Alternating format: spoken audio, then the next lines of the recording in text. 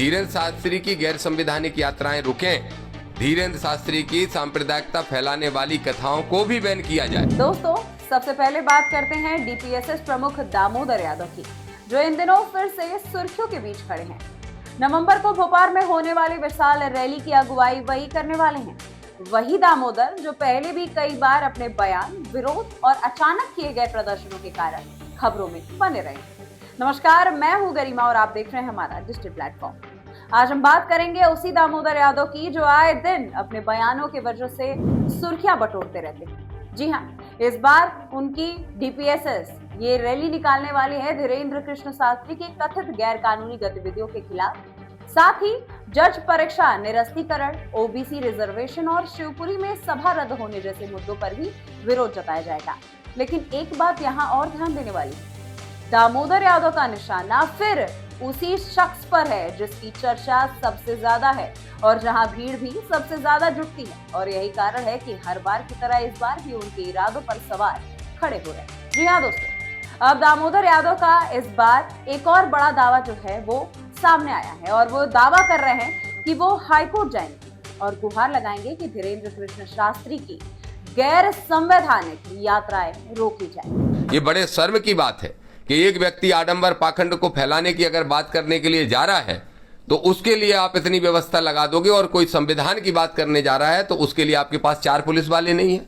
तो मैं इसको लेके हमारे संगठन ने तय किया है, आज ही हम हाईकोर्ट ग्वालियर जा रहे हैं और जरूर उन दोषी अधिकारियों को सजा दिलाने का काम करेंगे, कोर्ट से अपील करेंगे। लेकिन दोस्तों, यहाँ सवाल ये उठता है, क्या ये सच में कानून की लड़ाई है या फिर सिर्फ एक नया ड्रामा जिससे सुर्खियां मिले और अपनी मौजूदगी फिर से याद दिलाई जा सके। दामोदर यादव का इतिहास भी कुछ ऐसा ही कहता है, कभी बिना सबूत आरोप लगा देना, कभी अचानक सड़क पर धरना देने लगना और कभी प्रशासन को कटघरे में खड़ा कर देना। लेकिन इसका हल कभी दिखाई नहीं देता। और अब हाईकोर्ट जाने की धमकी, क्या ये भी उसी लंबी लिस्ट का एक नया चैप्टर है?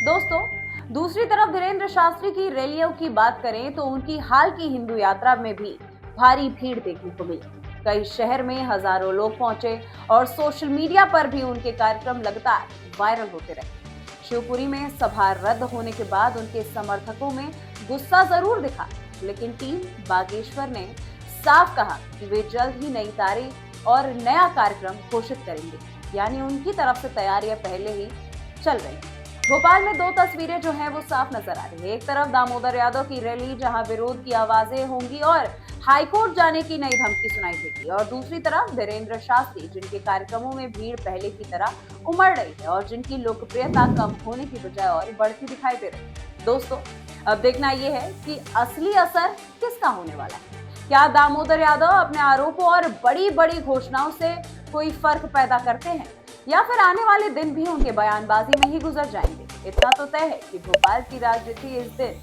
खूब गर्म होने वाली है।